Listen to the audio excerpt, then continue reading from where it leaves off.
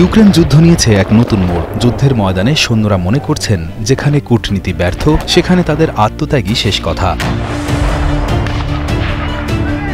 সম্প্রতি আলাস্কায় অনুষ্ঠিত Trump Putin শীর্ষ সম্মেলন থেকে যুদ্ধ অবসানের কোনো সুনির্দিষ্ট সমাধান আসেনি, যা যুদ্ধবিধ্বস্ত ইউক্রেনের তরুণ সৈনিকদের মধ্যে গভীর হতাশার জন্ম দিয়েছে। তাদের মতে এসব আলোচনা কেবলই ফাঁকা বুলি, যা রণাঙ্গনের বাস্তবতাকে স্পর্শ করে না।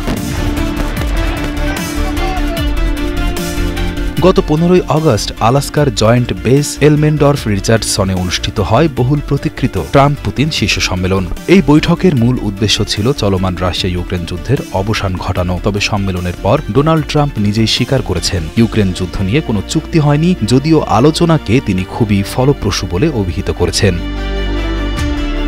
ট্রাম্প ইউক্রেনের প্রেসিডেন্ট ভ্লাদিমির জেলেনস্কিকে বলেন, পুতিন প্রস্তাব দিয়েছেন যদি কিয়েভ দোনেস্ক অঞ্চলের সম্পূর্ণ নিয়ন্ত্রণ ছেড়ে দেয় তবে বেশিরভাগ ফ্রন্টলাইন স্থগিত করা হবে। কিন্তু ইউক্রেনীয় সৈনিকরা এ ধরনের কূটনৈতিক প্রচেষ্টাকে অর্থহীন বলে মনে করছেন।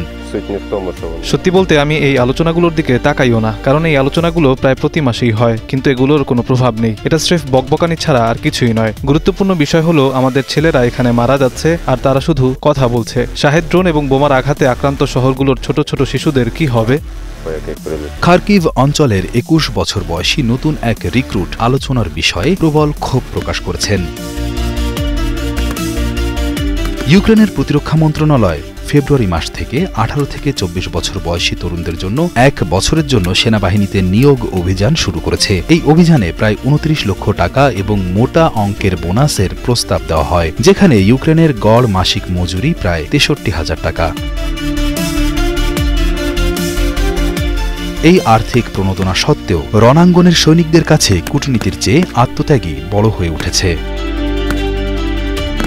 জাতিসংঘের অনুমান অনুযায়ী ইউক্রেনের পুনর্গঠনে আগামী 10 বছরে প্রায় 486 বিলিয়ন মার্কিন ডলার বা প্রায় 59 লক্ষ কোটি টাকা খরচ হতে পারে, যা ইউক্রেনের জিডিপির প্রায় 2.5 গুণ। ইউক্রেনের তরুণ সৈনিকরা রণাঙ্গনে নিজেদের জীবন বাজি রেখে যুদ্ধ চালিয়ে যাচ্ছেন। তাদের কাছে আন্তর্জাতিক কূটনীতি অর্থহীন মনে হচ্ছে। তাদের আত্মত্যাগ এবং দৃঢ় সংকল্পই হয়তো এই যুদ্ধের ভবিষ্যৎ নির্ধারণ করবে।